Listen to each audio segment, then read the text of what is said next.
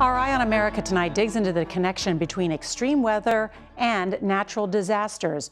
2024 was the hottest year on record. Now, not even 2 weeks into the new year, we're watching strong winds and extremely dry conditions fuel historic wildfires that are destroying large swaths of Los Angeles.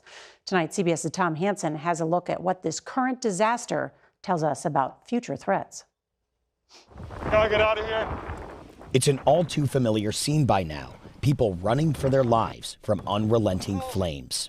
We never really been evacuated, but we figured it was gonna just kind of blow over. It blew over all right.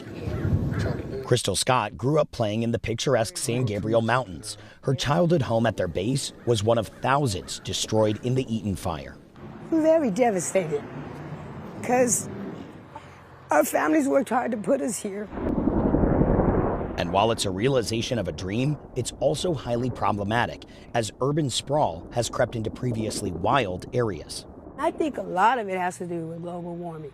We did once upon a time have 4 seasons, and all that stopped.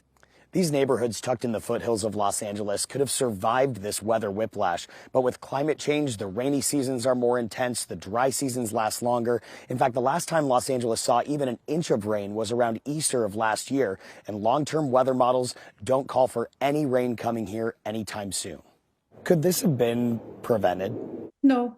UCLA professor Stephanie Pincel points to a history of intense fires in the West. Ma'am, you have to evacuate. Yeah, we are. 3 years ago, the Marshall Fire near Denver snaked down a hill, growing from a grass fire into the most destructive in Colorado's history, incinerating more than 1,000 suburban homes. And in 2013, the Yarnell Hill Fire in Arizona killed 19 elite firefighters who were trying to protect homes just down the mountain. We're still thinking that as humans, we can overpower nature. Well, we're not quite that powerful.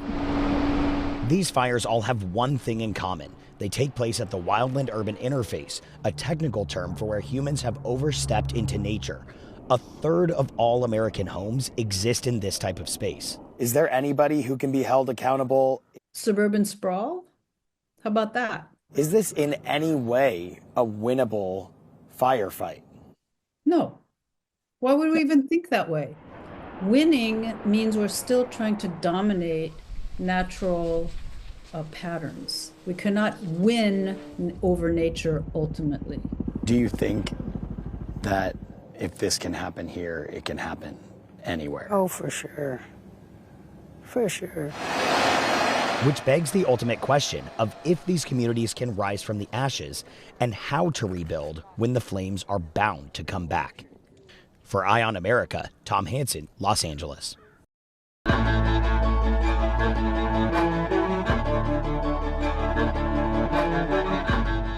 Fighting the flames is still job one in Los Angeles, but questions about rebuilding are starting to move into focus, especially how to pay for it.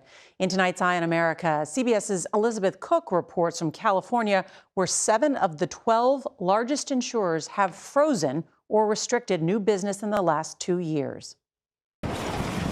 The fires that tore through Altadena turned the family home of Jeff and Jennifer Cohen from this to this. I think there's some walls up. It seems like the second floor collapsed onto the first, but I couldn't tell you if there's anything salvageable. Getting money to rebuild will take time, a long time.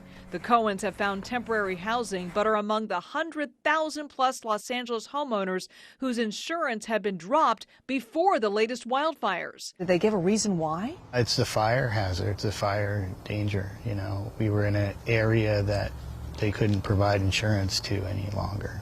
As victims like the Cohens come to grips with a devastating loss, analysts predict insurers could pay out more than $20 billion just from this wildfire disaster alone. The kind of risk has been changing very quickly. University of California Associate Professor Francis Moore studies the economics of climate change. Any kind of healthy kind of financial risk management, we really want the insurers to have an accurate picture of what that risk is. Nationwide, the insurance industry already faces tens of billions of dollars in losses from natural disasters. So this icon is a simulated ignition point. Rob Newbold of the company Verisk says one way to financially plan for those disasters could include computer-generated catastrophic models. How does the climate conditions in terms of temperature and weather, taken together with where the properties are, with infrastructure in terms of things like putting the fires out, prevalence of local fire stations, prevalence of local fire breaks, all of these come together to run simulations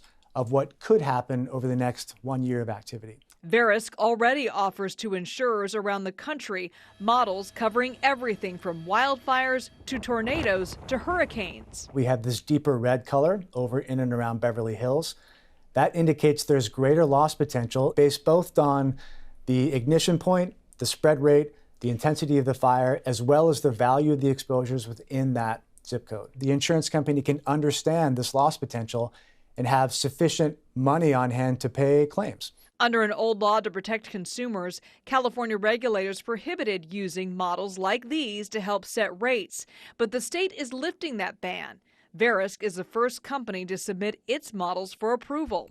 What have you done? What has this experience been like trying to find new insurance? So that was quite an ordeal. The Cohens eventually found coverage, but only through a government-sponsored pool, and it's at a much higher cost than what they paid. But even that pool may not have enough money to cover the expected Los Angeles fire damage claims. Will you rebuild in California? We don't know. We don't know. We don't know. I don't know.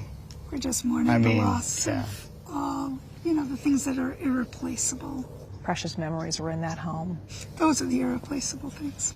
Today, they live in limbo after the fires burned their home of 23 years to the ground. For Eye in America, I'm Elizabeth Cook in Los Angeles.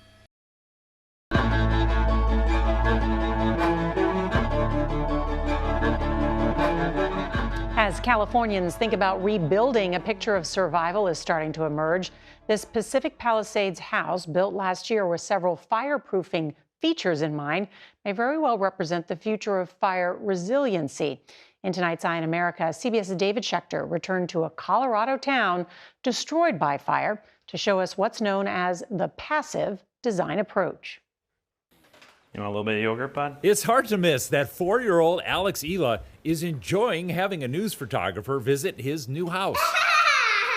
It's nice to have something to smile about.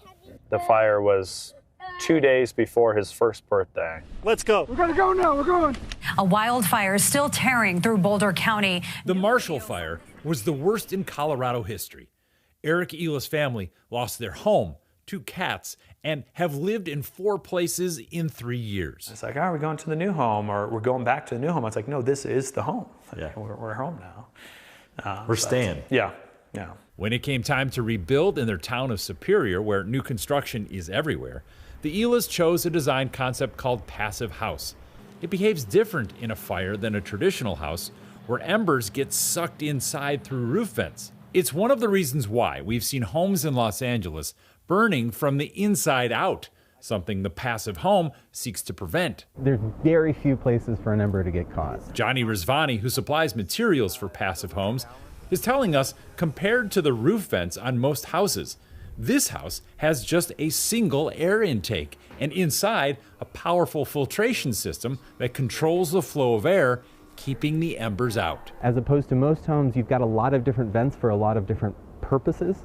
This has one. This has one intake.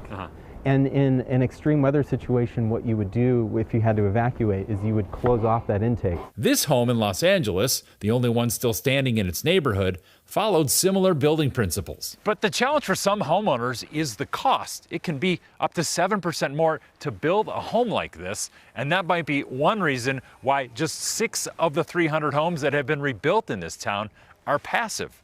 But there is another way that the state of Colorado is dealing with this on a much larger scale, and that's a new state law. Right away, I was shocked that we don't require building standards. Lisa Cutter is a Democratic state senator. Why was that surprising to you? If your house isn't well protected and you don't do everything you can and mitigate for fire around the property, et cetera, then you're putting your neighbor's house at risk. In Colorado, more than 1 million structures are built in places that meet or mix with natural areas where there's a threat of wildfire.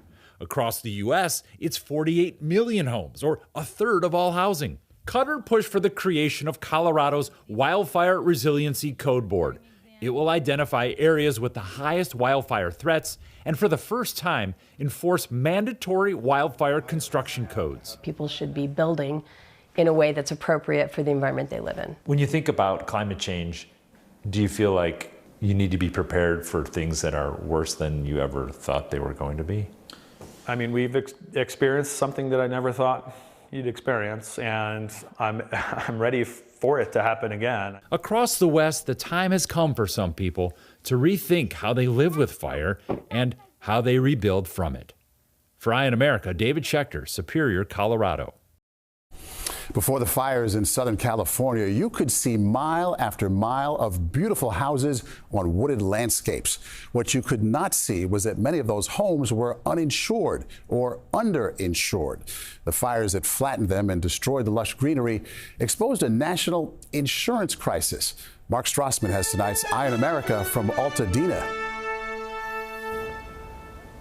That's the living room, dining room, kitchen.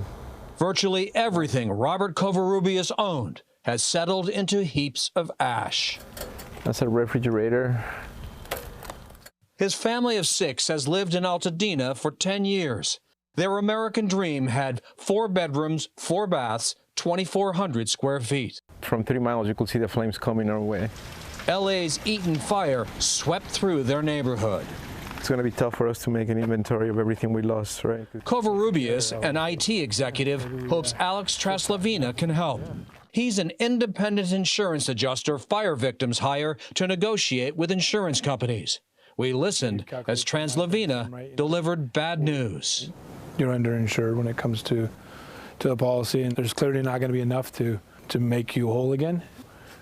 That's true even though Covarrubias' homeowners policy covers more than $1 million in losses. Based off your numbers, it's anywhere between, $500 to $1 million short. He's staring at a second disaster, a financial one. What are you going to do? I don't know yet. It's devastating. It hurts. Traslavina drove us through scarred and scared Altadena neighborhoods. Scared, wondering how they'll ever afford to rebuild. The cost to rebuild, the materials outpacing the policies. So the idea that people are going to be made whole in many cases is a pipe dream. I don't know how families are going to be able to do it. For some victims, the loss is both total and totally out of pocket. Nationally, 12% of Americans have no home insurance. With premiums soaring, they drop their coverage and roll the dice. And in a disaster like this, loss big. I don't think most Americans understand that they're underinsured. I think most Americans see insurance as something they have to do. Jeremy Porter studies property values after natural disasters. Banks and insurance agencies rely on his data. Take Colorado's Marshall Fire in 2021, a roughly $2 billion disaster. An estimated 3/4 of victims discovered they were underinsured. If your home is completely destroyed, it's very difficult for most insurance policies to cover the complete rebuild of a property. So there's a second layer of kind of re-victimization. That's where Robert Covarrubias now finds himself. His savings now compete with $1 million in uninsured losses. Are you determined to rebuild? Yeah. Here. Yeah. The property is worth it. The place is worth it. It's his assurance to his family. His insurance makes that more complicated. For Eye on America, Mark Strassman in Altadena, California. The median cost of a home last year rose more than 4.5%. The cost of insuring one rose almost twice as much.